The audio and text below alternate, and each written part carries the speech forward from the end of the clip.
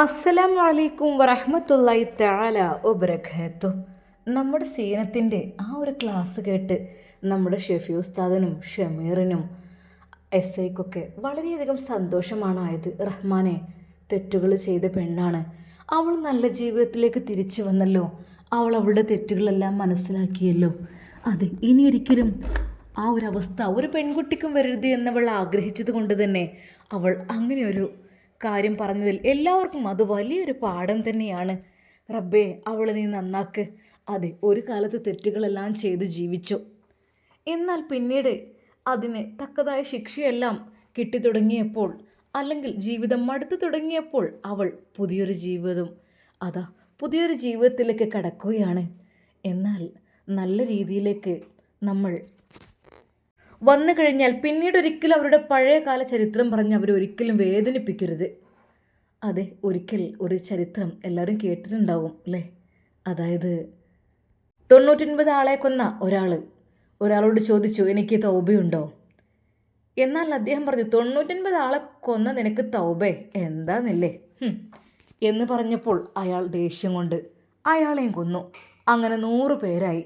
പോകുന്ന വഴിയിൽ അയാൾ വീണ്ടും, റബ്ബേ, എനിക്ക് തൗബ ചെയ്യണം, എനിക്ക് നല്ല രീതിയിൽ ജീവിക്കണം, എനിക്ക് പഴയ ജീവിതം എല്ലാം എനിക്ക് നീ പുറത്തു തരണം, ഞാൻ ഒരുപാട് തെറ്റുകുറ്റങ്ങൾ ചെയ്ത പാപിയാണ്, ദോഷിയാണല്ല എന്ന് പറഞ്ഞ് അദ്ദേഹം ഇങ്ങനെ നടന്നുകൊണ്ടിരിക്കുകയാണ്.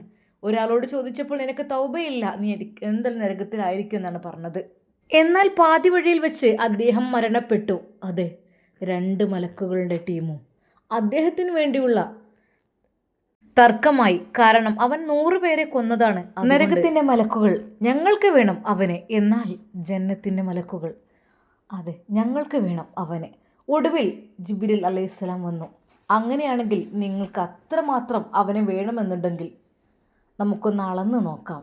അതെ, അദ്ദേഹത്തിൻ്റെ മനസ്സ് എത്രമാത്രമാണ് നന്മയിലേക്ക് വരാൻ കൊതിച്ചത് എന്നുള്ളത്. എന്നാൽ അല്പം കൂടുതൽ അതായിരുന്നു അദ്ദേഹത്തിൻ്റെ മനസ്സ് അവസാനം വരെ കൊതിച്ചത്.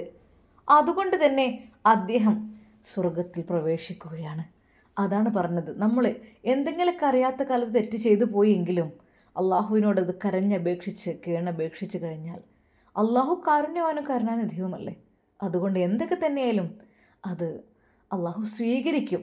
അതെ, നമ്മൾ അറിയാതെ എന്തെങ്കിലുമൊക്കെ തെറ്റ് ചെയ്തു പോയിട്ടുണ്ടെങ്കിൽ പടച്ച റബ്ബിനോട് ഈ നിമിഷം ദുആ ചെയ്താൽ അള്ളാഹ് കാരുണ്യവാനാണ്, റഹ്മാൻ റഹീമുമാണ്. അതുകൊണ്ട് തന്നെ എന്നാൽ ഈ സമയം സീനത്തിന് മാപ്പ് കൊടുക്കണേ അല്ല, അവളുടെ എല്ലാ ദോഷങ്ങളും നീ പുറത്തു കൊടുക്കണേ അല്ല എന്ന് ഷെഫി ഉസ്താദ് വരെ ദുആ ചെയ്ത ആ നിമിഷം തൻ്റെ പ്രിയപ്പെട്ട കുഞ്ഞ്, തൻ്റെ പ്രിയപ്പെട്ട ഭാര്യ ആയിരുന്ന അവൾ ഷെഫി ഉസ്താദ് ഓർത്തു. അതെ, ഉമ്മാക്കിപ്പോഴും സീനത്തിനോടൊരു ഇഷ്ടമുണ്ട്. കാരണം മറ്റൊന്നുമല്ല, അതെ, എൻ്റെ കുഞ്ഞിനെ പ്രസവിച്ചത് അവളാണ്. അതുകൊണ്ട് തന്നെ എന്നാൽ ഈ സമയം സീനത്ത് ഉമ്മയോടും ഉപ്പയോടും പറയുകയാണ്, ഉമ്മ, പ്രിയപ്പെട്ട ഉപ്പ, എനിക്ക് ഷെഫി ഉസ്താദിൻ്റെ ഉമ്മയെ ഒന്ന് കാണാൻ പോകണം എനിക്ക്. മോളെ, ഈ ഒരു സമയത്ത് അവർ പോയിട്ടില്ലല്ലോ? അല്ലാ, പോയിട്ടില്ലേ? ഇല്ല മോളെ, അവർ പോകുന്ന ഒരുക്കത്തിലാണ്. എന്നാൽ അവൾ ക്ഷമിച്ചു നിന്നു. റഹ്മാനെ, അവർ സന്തോഷത്തോടു കൂടി ജീവിക്കട്ടെ. അതെ, ഞാനിങ്ങനെ എന്തെങ്കിലുമൊക്കെ നന്മകൾ ആളുകൾക്ക് ഉപദേശിച്ചുകൊണ്ട് കുട്ടികൾക്ക് പറഞ്ഞു കൊടുത്തുകൊണ്ട് ജീവിക്കട്ടെ. ഒരു കുട്ടിയും തെറ്റിലേക്ക് പോകാൻ പാടില്ല. ഒരു കുട്ടിയും, എല്ലാവർക്കും അള്ളാഹു സുബ്ഹാനഹു വ തആല നല്ല ബുദ്ധി കൊടുക്കട്ടെ. എൻ്റെ ബുദ്ധി ഒരിക്കലും ആർക്കുമില്ലാതിരിക്കട്ടെ എന്നായിരുന്നു സീനത്തിൻ്റെ മനസ്സിൽ. എപ്പോഴും അവൾക്ക് ഷെഫി ഉസ്താദിൻ്റെ ഉമ്മയോട് മാപ്പ് പറയണം. അതെ, അവരുടെ മുമ്പിൽ കരഞ്ഞു പറയണം. കാരണം ഞാൻ ഒരുപാട് അവരെ വേദനിപ്പിച്ചിട്ടുണ്ട്. അതൊക്കെ കൊണ്ട് തന്നെ എന്തെന്നറിയില്ല, അവൾക്ക് എന്തൊക്കെയോ മനസ്സിന് വല്ലാത്തൊരു കുറ്റബോധം തോന്നുകയാണ്. അല്ലാ, ഞാൻ ചെയ്ത് കാട്ടിക്കൂട്ടിയ കാര്യങ്ങളെല്ലാം എനിക്ക് മാപ്പ് തന്നാൽ മാത്രമേ എനിക്ക് ദുനിയാവിൽ നിന്ന് രക്ഷപ്പെടാൻ പറ്റുകയുള്ളൂ എന്നുള്ളത്. എന്നാൽ ഈ സമയം ഷമീർ അവളുടെ ക്ലാസ് എല്ലാം കേട്ട് കരഞ്ഞിരിക്കുകയാണ്.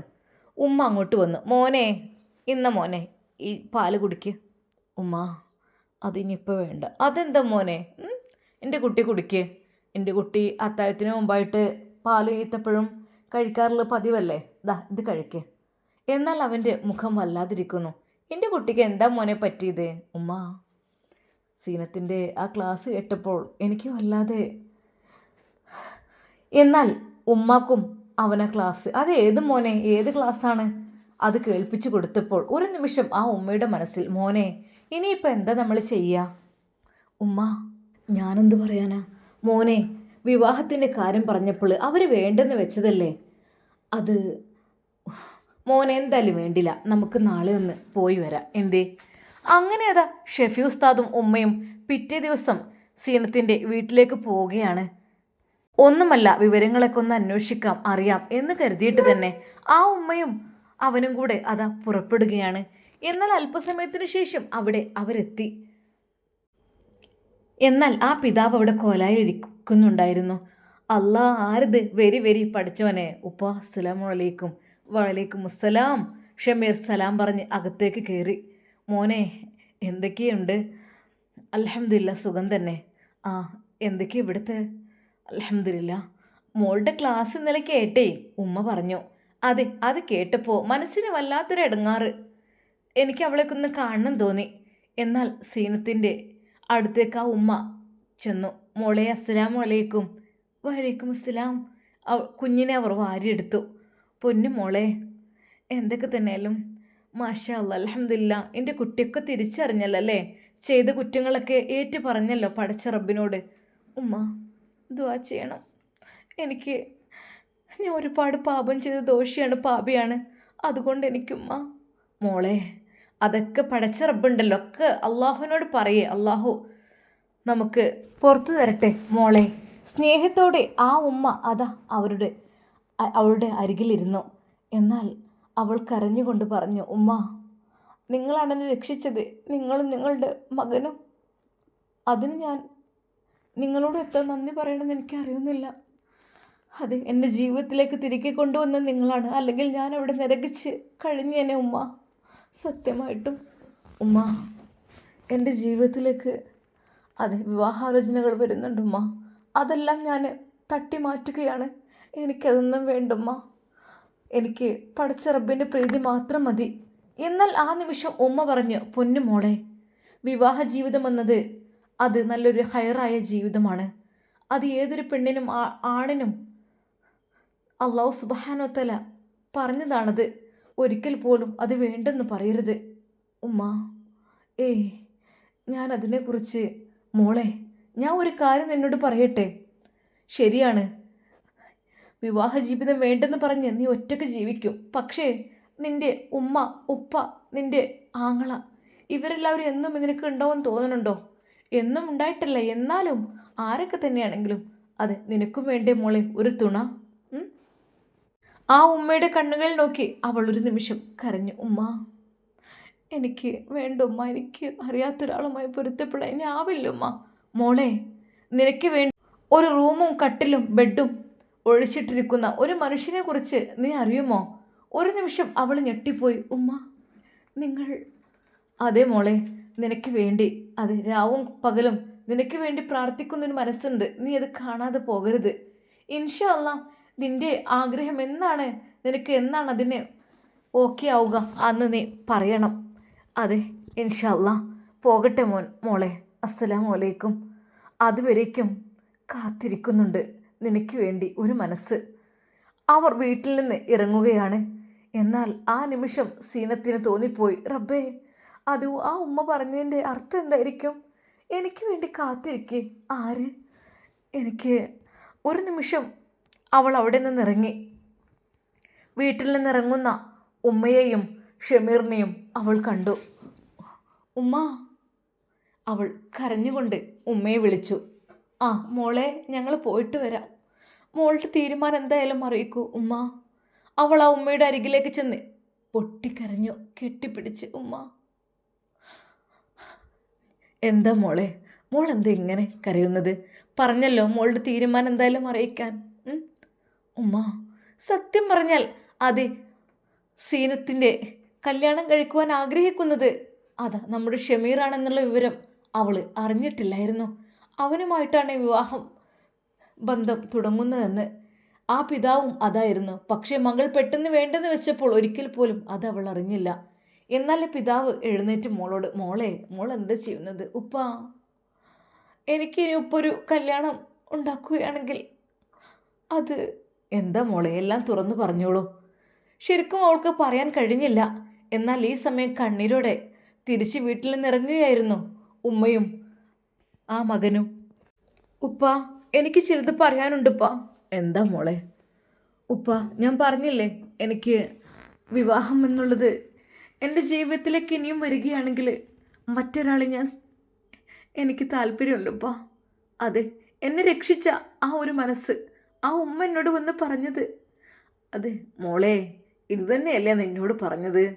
പക്ഷെ നീ വേണ്ടെന്ന് വെച്ചപ്പോൾ ഞങ്ങളവിടെ വിഷമിച്ചു പോയി. കാരണം എന്നിപ്പോൾ ഞങ്ങളൊന്നും ഉണ്ടാവില്ലല്ലോ. എൻ്റെ ഉമ്മ ഉണ്ടാവില്ല, ബാപ്പ ഉണ്ടാവില്ല. പിന്നെ നിൻ്റെ ആങ്ങള വിവാഹം കഴിക്കാൻ പോവുകയാണ്. അതെ, അവൻ എത്രയെന്ന് വിചാരിച്ചിങ്ങനെ. പക്ഷേ അവൻ പറയുന്നത് എൻ്റെ ഇത്താത്തയുടെ കല്യാണം കഴിഞ്ഞിട്ട് എൻ്റെ ഇത്താത്തയെ ഒരാളെ ഏൽപ്പിച്ചിട്ട് മതി എൻ്റെതെന്നാണ്.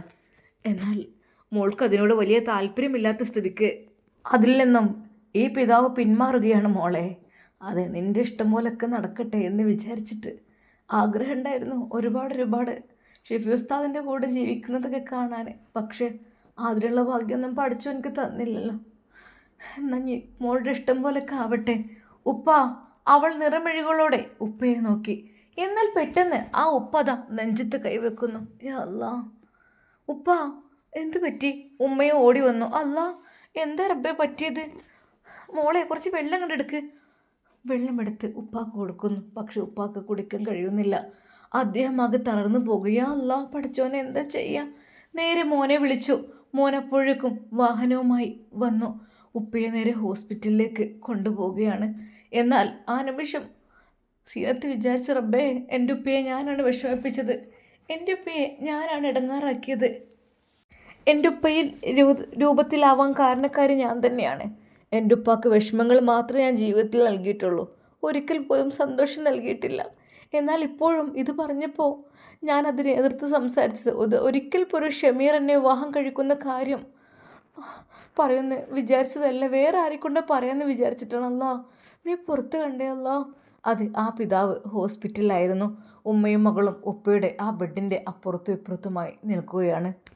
ഒരു നിമിഷം അവൾ ഓർത്തുപോയി, റഹ്മാനെ, എൻ്റെ പൊന്നുമോൻ, എൻ്റെ കുഞ്ഞ് ഇല്ല എങ്കിൽ എന്നെ അങ്ങ് കൊണ്ടുപോയിക്കൂടെ അല്ല എന്നാണ് അവൾ ഓർത്തത്. എന്നാൽ ആ ഉമ്മ കരയുകയായിരുന്നു. മോളെ, ഉപ്പാനെ ഇനിയെങ്കിലും മോള് സമാധാനം കൊടുക്കട്ടോ. നിൻ്റെ ഉപ്പ കുടിച്ച കണ്ണീരിനൊരു കണക്കില്ല. അത്രക്കും മോള് പോയതിനു ശേഷം രാവും പകലും അദ്ദേഹം ഇരുന്ന് കരയുകയായിരുന്നു. മോളെ, ഇനി ഒരിക്കലും മോളെ എങ്ങനെ ചെയ്യരുതേ. കാരണം മാതാപിതാക്കൾ കഷ്ടപ്പെട്ട് വളർത്തിയുണ്ടാക്കിയ പൊന്നുമക്കൾ ഒരു സുപ്രഭാതത്തിൽ തെറ്റായ രീതിയിൽ പോയി എന്നറിയുമ്പോൾ അവരുടെ മനസ്സിൻ്റെ വേദന എന്തായിരിക്കും? എന്തൊക്കെ തന്നെയാലും സീനത്തിന് അതെല്ലാം വല്ലാത്തൊരു ഖേദമായി മാറി. എൻ്റെ കാരണത്താലെ എൻ്റെ ഉപ്പ ഹോസ്പിറ്റൽ. റഹ്മാനെ, അല്ലാ, അവൾ കണ്ണുകളടച്ച് പ്രാർത്ഥിച്ചു പടച്ച റബ്ബിനോട്. എന്നാൽ അവൾക്ക് വല്ലാത്ത കുറ്റബോധം തോന്നി. എൻ്റെ ഉപ്പയോട് പറയാമായിരുന്നു, അതെ, ഷമീറിനെ വിവാഹം കഴിക്കാൻ ഞാൻ തയ്യാറാണെന്നുള്ളത്. പക്ഷേ എൻ്റെ ഉപ്പാക്ക് എന്തോ പറ്റി, നെഞ്ചുവേദനയൊക്കെ വന്നു. ഉമ്മ, എനിക്ക് ഉപ്പയോടൊരു കാര്യം പറയണ്ടായിരുന്നു. മോളെ, അദ്ദേഹം വല്ലാതെ വിഷമിച്ചിരുന്നു ഇന്നലെ രാത്രിയൊക്കെ. മനസ്സിൻ്റെ ഉള്ളിൽ അദ്ദേഹത്തിന് വിഷമായിരുന്നു ആകപ്പാടെ. മോളെ, നിന്നെ ഓർത്തിട്ട് മാത്രമാണ് ഉപ്പാക്ക് ബേജാറ്, ടെൻഷന്, വേറൊന്നുമല്ല. നിന്നെ ഓർത്തിട്ട് മാത്രം. ശരിക്കും സീനത്തിൻ്റെ കണ്ണുകൾ നിറഞ്ഞൊഴുകി. അവൾ ഉപ്പയുടെ കാൽ പിടിച്ചുകൊണ്ട്, ഉപ്പ, മാപ്പുപ്പ. വേണ്ട മോളെ, അങ്ങനൊന്നും ചെയ്യണ്ട. എന്തൊക്കെ തന്നെയാലും കഴിയാനുള്ളതൊക്കെ കഴിഞ്ഞില്ലേ, ഇനി പറഞ്ഞിട്ട് കാര്യമില്ല. എന്നാൽ അവളുടെ മനസ്സിലേക്ക് കടന്നു വന്നത് ഷമീറിൻ്റെ മുഖമായിരുന്നു. അത് ഷമീർ എന്നെ അത്യധികം സ്നേഹിച്ച വ്യക്തിയായിരുന്നു. അദ്ദേഹം എനിക്ക് വേണ്ടി എല്ലാം ചെയ്തു തന്നതാണ്. പാവം, അദ്ദേഹത്തിൻ്റെ കൂടെ ഒരു ജീവിതം എനിക്ക് അൽഹംദുലില്ലാ എനിക്കൊരു കുഴപ്പമില്ല. അദ്ദേഹം നല്ലൊരു മനുഷ്യൻ തന്നെയാണ്. അല്ല, എൻ്റെ മനസ്സിൽ ആഗ്രഹമുണ്ട്, ഞാനിതൊരിക്കലും തള്ളി പറയില്ല. അവൾ ഓരോന്ന് വിചാരിക്കുകയാണ്. അതെ, ഇനി ജീവിതമുണ്ടെങ്കിൽ അത് ഷമീറിൻ്റെ കൂടെ. അതെ, എൻ്റെ ഉപ്പയുടെ ആഗ്രഹം അതായിരിക്കും. പാവം എൻ്റെ ഉപ്പ. അവൾ ഉപ്പയുടെ മുടിയിഴകളിൽ പതുക്കെ തലോടി. ഉപ്പാൻ്റെ കുട്ടി, ഉപ്പ പറയുന്നതൊക്കെ അനുസരിക്കൂട്ടോ. ഇനി ഉപ്പ പറഞ്ഞതനുസരിക്കാതെ ഉപ്പാൻ്റെ കുട്ടി നിൽക്കില്ല. അവളുടെ കണ്ണുനീർ അതാ ഉപ്പയുടെ മുഖത്തേക്കൊന്നുറ്റി വീണു. ഉപ്പ പതുക്കെ കണ്ണു തുറന്നു. തൻ്റെ മുന്നിൽ പൊട്ടിക്കരയുന്ന പൊന്നുമോളെയാണ് കണ്ടത്. മോളെ, ഉപ്പാൻ്റെ കുട്ടി എവിടെ? ഉപ്പ, ഞാനിവിടെ ഉണ്ട്. ഉപ്പയോട് ഞാൻ ഒരു കാര്യം പറയട്ടെ? എന്താ കുട്ടിയെ? ഉപ്പാൻ്റെ കുട്ടീൻ്റെ കാര്യത്തിൽ എനിക്ക് നല്ല ഉപ്പങ്ങൾ വിഷമിക്കില്ലിപ്പ. എന്താ പറയേ? എൻ്റെ ഉപ്പാൻ്റെ എല്ലാ സന്തോഷത്തിനും ഞാൻ കൂട്ടു നിൽക്കും. ഉപ്പ എന്താ പറയുന്നത് അതായിരിക്കും എൻ്റെ ജീവിതം. ഒരു നിമിഷം ആ പിതാവിൻ്റെ മുഖമൊന്ന് തെളിഞ്ഞു. മുഖത്ത് പുഞ്ചിരി വിടർന്നു, കണ്ണുകൾ തെളിഞ്ഞു. മോളെ, ഉപ്പാൻ്റെ കുട്ടി ഇവിടെ വന്നാണ്. അത് തൊട്ടടുത്ത് അവളിരുന്നു. അത് അവളുടെ കൈകളിൽ പിടിച്ച് ചുംബിച്ചുകൊണ്ട് പറഞ്ഞു, മോളെ, ഉപ്പച്ചിൻ്റെ കുട്ടി, ഉപ്പച്ചിക്ക് കുറച്ച് കാര്യം പറയാനുണ്ട് കുട്ടിയോട്. നല്ലൊരു ജീവിതം എൻ്റെ കുട്ടിക്ക് വേണം. അതാണ് ഉപ്പ ആഗ്രഹിക്കുന്നത്. അതുകൊണ്ട് എൻ്റെ കുട്ടിക്ക് എപ്പോഴും പുറത്തേക്ക് പോലും നടക്കൂലല്ലോ, ഒറ്റയ്ക്ക് ഒരാൺതുണയില്ലാതെ. അത് ഉപ്പാൻ്റെ ആഗ്രഹമാണ്. ഉപ്പ, എനിക്ക് എല്ലാത്തിനും സമ്മതമാണ്. ശരിക്കും അവളുടെ ആ ഒരു വാക്ക് കേട്ട് ആ പിതാവ് കണ്ണീർ പൊഴിച്ചു. അതെ, പൊട്ടിക്കരഞ്ഞുകൊണ്ട് അദ്ദേഹം തൻ്റെ പൊന്നുമോളുടെ മുഖത്തേക്ക് നോക്കി, കൈകൾ മുറുകെ പിടിച്ചുകൊണ്ട്. ഇൻഷാ അല്ലാ, എന്തായിരിക്കും ഇനി നമ്മുടെ സീനത്തും സമീറും പെട്ടെന്ന് ഒരുമിക്കുമോ? നമുക്കതിനു വേണ്ടി കാത്തിരിക്കാം. അതുവരേക്കും എല്ലാവർക്കും അസ്സലാമു അലൈക്കും വറഹ്മത്തുള്ളാഹി തആല വബറകാതുഹു. പ്രിയപ്പെട്ട എൻ്റെ കൂട്ടുകാരെ, എല്ലാ സ്റ്റോറിയിലും പറയുന്ന പോലെ ഇപ്പോഴും ഞാൻ പറയാണ്, പ്രവാസികളായ ഒരുപാട് ആളുകൾ, നമ്മളെ സ്വന്തം ആളുകളുണ്ട് റഹ്മാനെ. അത് യുദ്ധഭൂമിയിൽ അവർ നീ കാത്ത് രക്ഷിക്ക് റഹ്മാനെ. യുദ്ധമെല്ലാം അവസാനിപ്പിച്ച് ശാന്തമായൊരു അന്തരീക്ഷം നീ സൃഷ്ടിക്കല്ല അല്ലാഹുവേ റഹ്മാനെ. യുദ്ധം എന്ന് പറയുമ്പോൾ പേടിയാണ്. പേടിച്ചിരിക്കുന്ന ഒരുപാട് ആളുകളുണ്ട്. അല്ലാഹു, ജീവനെ പേടിയില്ലാത്ത ആൾക്കാർ ആരും ഉണ്ടാവില്ല. എന്തൊക്കെ തന്നെയാണ് റഹ്മാനെ, നീ കാത്ത് രക്ഷിക്കേ. ആമീൻ യാ റബ്ബൽ ആലമീൻ. എൻ്റെ പ്രിയപ്പെട്ട കൂട്ടുകാരെ, നിങ്ങളുടെ ആരെങ്കിലുമൊക്കെ പ്രവാസ ലോകത്തുണ്ടോ? എനിക്കും എൻ്റെ ബ്രദറും മക്കളും അതുപോലെ എൻ്റെ അമ്മാവനും വൈഫും മക്കളും ചെറിയ കുഞ്ഞു മക്കൾ 2 ചെറിയ ഇരട്ട കുട്ടികളുണ്ട്. അപ്പോൾ അവർ ആദ്യമായിട്ട് ഫ്ലൈറ്റ് യാത്ര ഇപ്പം അടുത്ത് പോയിട്ടുള്ളൂ. അവരൊക്കെ വളരെ പ്രതീക്ഷയോടെയാണ് അങ്ങോട്ട് പോയത്. പക്ഷേ ഇതൊക്കെ കേൾക്കുമ്പോൾ ആർക്കാരും പേടിയില്ലാതിരിക്കോ? ആ പിഞ്ചു മക്കളുടെയൊക്കെ അക്കജാ ബർക്കത്ത് കൊണ്ട് റഹ്മാനെ, അല്ലാഹു ശാന്തമായ അന്തരീക്ഷം നീ കൊടുക്ക് റഹ്മാനെ. ആമീൻ. എല്ലാവരും ഭയന്ന് ജീവിക്കുന്നവരായിരിക്കും അല്ലേ? ഒരുപാട് നമ്മുടെ കഥ കേൾക്കുന്നവരും നമ്മൾ ഉറ്റവരായ ഒരുപാട് ആളുകളുണ്ട്. റബ്ബേ റഹ്മാനെ, യാതൊരു ആപത്തിനും വേണ്ടി പെടുത്തല്ലേ അല്ലാ. എല്ലാവർക്കും നല്ല രീതിയിൽ സമാധാനം സന്തോഷം നീ കൊടുക്ക് റഹ്മാനെ. ആമീൻ ആമീൻ ബിറഹ്മതിക യാ അർഹമർ റഹീമീൻ. അസ്സലാമു അലൈക്കും വറഹ്മത്തുള്ളാഹി തആല വബറകാതുഹു.